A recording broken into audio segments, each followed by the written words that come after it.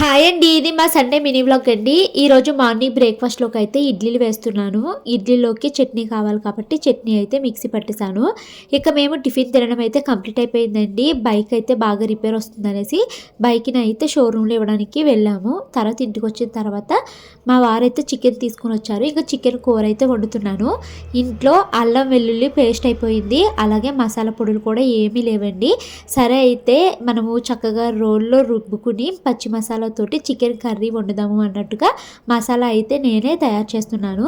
ధనియాలు అయితే లేవు, సో ధనియాలు జీలకర్ర పొడి అయితే ఉందండి, డైరెక్ట్గా దాన్ని అయితే వేసేసాను. ఇంకా చాలా టైం పట్టిందండి ఇలా నూరుకుని చేయడానికి. కాకపోతే ఇంత టైం తీసుకుని నూరి చేశాను కదా, కూర అందుకు ఏమో చాలా టేస్టీగా వచ్చింది. కూరనే కాదు, బిర్యానీ మసాలా కూడా నేను ఇలాగే నూరి చేశానండి, చాలా బాగా వచ్చింది.